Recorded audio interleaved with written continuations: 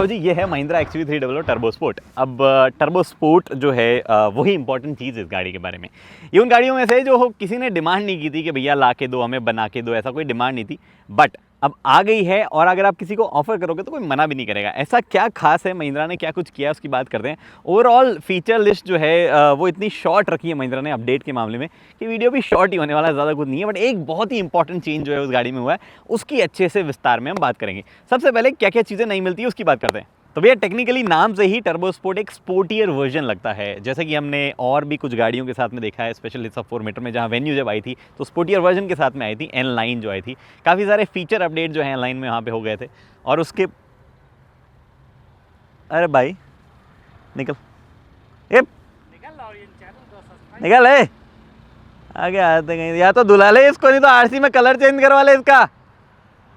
Anyway हमने बैठा setting करी थी तो वेन्यू ऑनलाइन वो है, और वेन्यू ऑनलाइन जब आई थी तो उसके फीचर्स में काफ़ी सारे अपडेट किए गए थे। यहाँ पे एक्चुअली चीज़ ये कि इंजन डेफिनेटली अपडेट किया गया, बट ऐसे फीचर्स में कोई बड़ा चेंज नहीं है। इनफैक्ट जो भी चेंजेस है वो कॉस्मेटिक है। आप यहाँ पे कलर स्कीम देख पा रहे हैं, ये रेड इंसर्ट देख पा रहे हैं आप। गाड़ी के इंटीरियर में ऑल ब्लैक थीम जो है वो ऐड की गई है।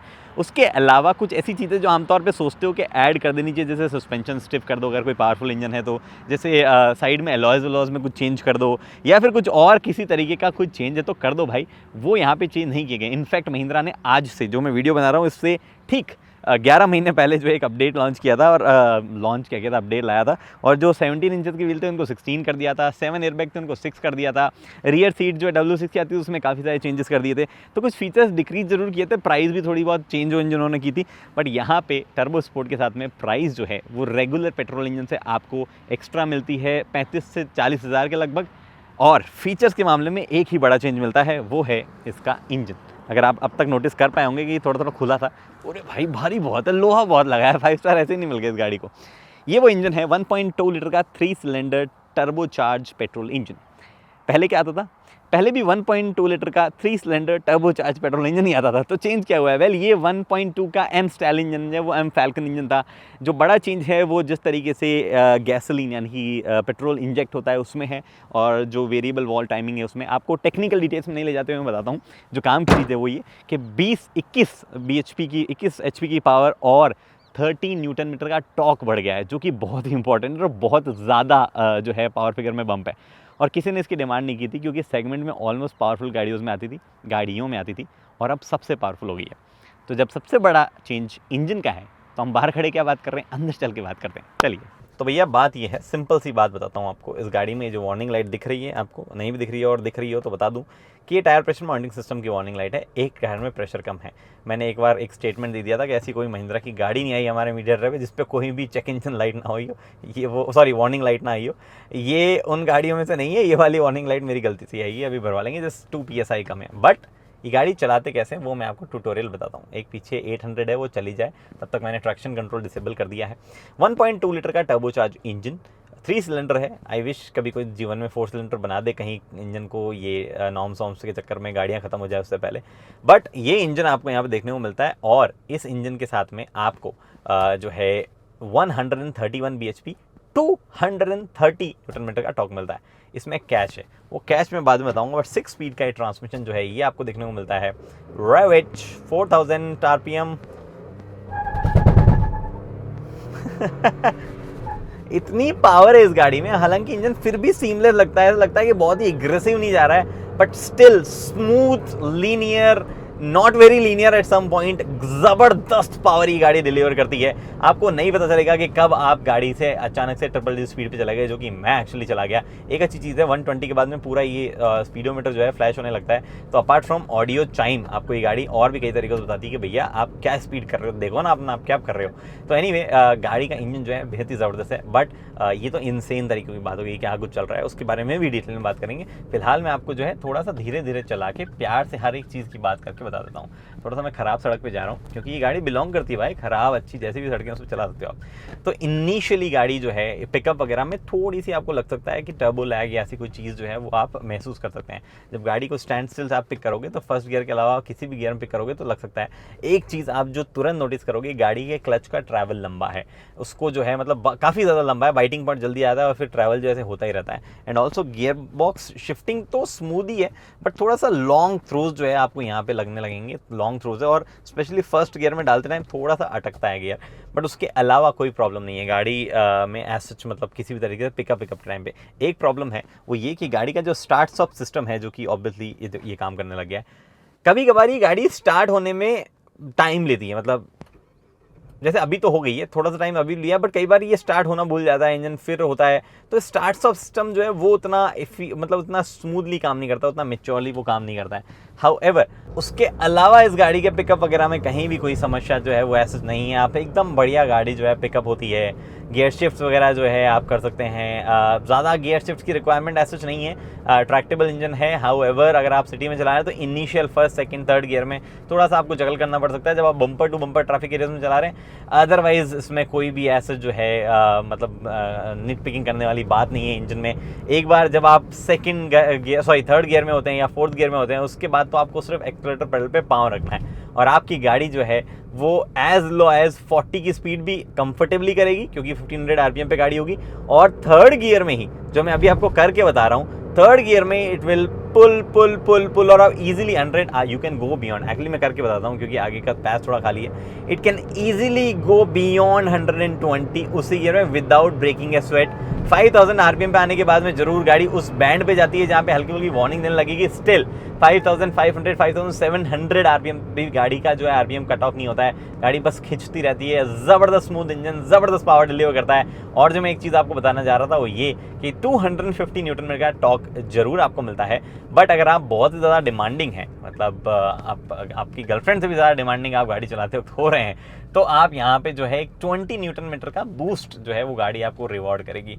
जी हाँ, अगर आप एक्सीलरेटर पेडल को 70% से ज़्यादा प्रेस कर दें और गाड़ी को लगे कि भैया सारी कंडीशन मीट हो रही है, इस आदमी को थोड़ा ज़्यादा टॉर्क चाहिए, तो car will give you 230 newton metre की जगह 250 न्यूटन मीटर ऑफ टॉर्क, जो कि बहुत ही कमाल है, जो कि अभी मैं करंटली एंजॉय कर पा रहा हूँ इस खाली सड़क पे।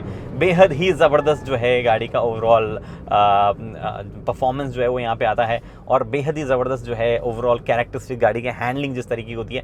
स्टीयरिंग फीडबैक थोड़ा सा बेटर हो सकता था इस गाड़ी का आई बिलीव, बट उसके अलावा ऐसा कोई भी चीज़ नहीं है जो कि मुझे निटपिक कहीं से करके लानी होगी भैया कुछ। मतलब ठीक है, मोड दिए गए हैं आपको, sport mode, normal mode, comfort mode, but तीनों मोड में ही ओवरऑल स्टीयरिंग जो है, हाँ वजन बढ़ जाता है स्टीयरिंग में, ये काम हो जाता है, बट उतना ज़्यादा कनेक्टेड फील जो स्टीयरिंग में नहीं आ पाता है, वो थोड़ी सी इस इंजन की प्रॉब्लम है, उसका इस गाड़ी की प्रॉब्लम है। उसका डेफिनेटली यहाँ पे कुछ सॉर्ट जो है महिंद्रा को करना चाहिए। बाय द वे इस इंजन की फ्यूल एफिशिएंसी भी थोड़ी सी बढ़ गई है, हमारे चलाने में तो ऐसा हमें नोटिस नहीं हुई, बट थोड़ी सी फ्यूल एफिशिएंसी फिगर जो है ओवरऑल बढ़ गई है। आपको रियल लाइफ में 0.5 किलोमीटर पर लीटर से लेके 1 किलोमीटर पर लीटर तक का फर्क जो है वो नजर आ सकता है जो एग्जिस्टिंग 1.2 है उसके मुकाबले। But is it worthy of an upgrade ऊपर वाले के? देखो मेरे को लगता है महिंद्रा को जो है ना, ठीक है, मतलब इंजन वाला काम तो सही है, बट कुछ फीचर जैसे कि आपको पता है जब स्पोर्ट वेरिएंट दिखाया गया था, मतलब अपना ये जो क्या था ऑटो एक्सपो 2019 वाला 20 वाला, जब उसमें XUV 300 स्पोर्ट दिखाया तो उसमें वायरलेस चार्जर यहाँ लगा हुआ था। मुझे लगा वायरलेस चार्जर वगैरह देंगे, अच्छी बात होगी, बट वो है ही नहीं, यहाँ पे कोई अपडेट ही नहीं किया महिंद्रा ने, 2 साल बाद में लॉन्च की तो भी। आई थिंक वो कुछ अपडेट्स महिंद्रा को डेफिनेटली ला देनी चाहिए। बट इंजन के डिपार्टमेंट में गाड़ी सॉलिड है, उसमें कोई प्रॉब्लम नहीं है।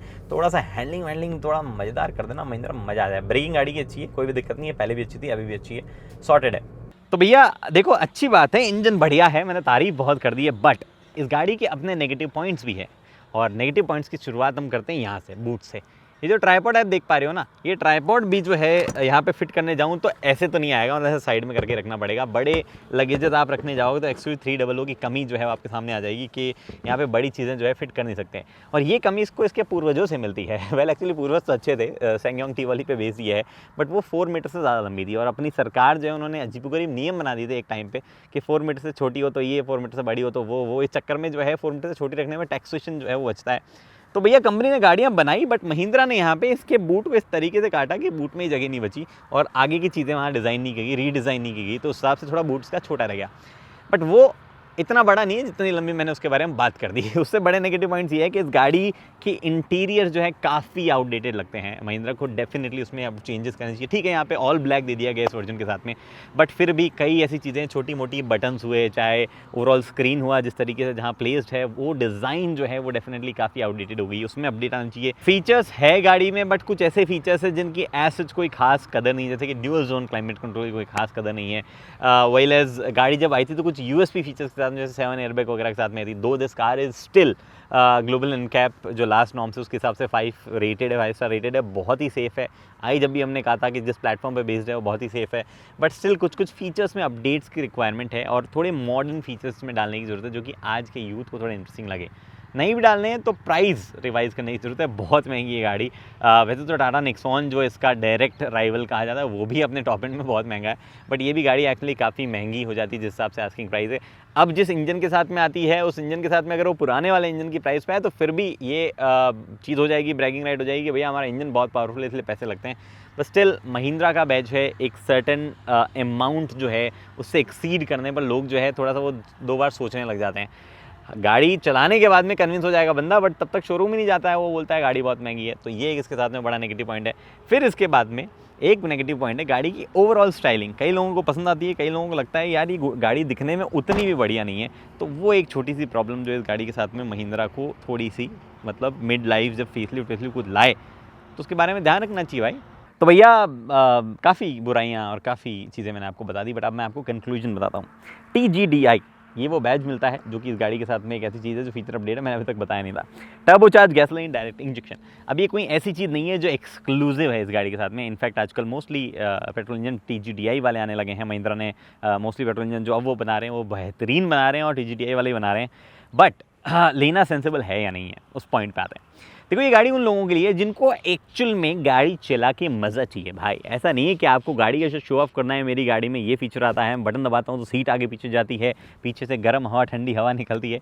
वो वाले फीचर्स, वो कंफर्ट, वो प्लास्टिक इंजीनियरिंग, ज़बरदस्त वाले इंटीरियर लेवल्स और वो सब आपको सोफिस्टिकेशन चाहिए तो आप कोरियंस के साथ में जाइए। अगर आपको चाहिए कि भैया मैंने लोहा ले लिया है एक बड़ा सा जो मैं कहीं भी ठोकूँ और मैं बाहर निकल जाऊँगा उससे, वैसे तो इसमें भी उतना ही सेफ रहोगे, बट आपको वो वाली फील चाहिए तो आप दूसरी गाड़ियों के साथ में जा सकते हैं। यहाँ पे ऑनेस्टली आपको चलाने में बेहतरीन मज़ा आने वाला है just because of the engine. 2 suggestion है महिंद्रा को, स्टीयरिंग पे थोड़ा सा काम करो उसके फीडबैक पे, और साथ ही में जो ओवरऑल क्लच और गियर बॉक्स का जो फील है, गियर चेंज का या तो थ्रोज है जो उसके बारे में, या फिर क्लच का बाइटिंग पॉइंट के बाद में जो ट्रैवल है उसका अगर कुछ सॉल्यूशन कर दिया जाए, this is one of the best cars that you will be able to drive in 15 lakh segment. मतलब 15 लाख दे दो और मज़े अगर आपको चाहिए तो ये वो गाड़ी है। मेरा बहुत मन करता है कि जो वेन्यू है नई वाली इनलाइन उसमें इंजन लगा दो और फिर चलाओ तो बहुत बढ़िया काम हो सकता है, या फिर कोई पुराना फोक्सवैगन पोलो की शैसी उठा दो और उसमें इंजन प्लॉट कर दो तो भी मज़ा आ सकता है। बट ये मेरे जो है हसीन सपने हैं इनका कुछ होने जाने वाला है नहीं। अगर आप एंथुसियास्ट लोग हैं तो आप ये गाड़ी खरीद सकते हैं। अगर आपको निकनैक्स जो मैंने बताया पसंद नहीं है तो आप नहीं खरीद सकते हैं। दूसरा ऑप्शन बताते हैं अगली वीडियो में। दोस्तों हेलमेट पहनिए, सीट बेल्ट पहनिए, सुरक्षित चलिए। धन्यवाद। बाय द वे आज नाम बताना भूल गया था मैं अपना, मेरा नाम है गगन और स्वागत है आज की वीडियो में जहाँ पे हम XUV 300 टर्बो स्पोर्ट की बात करेंगे। Bye bye.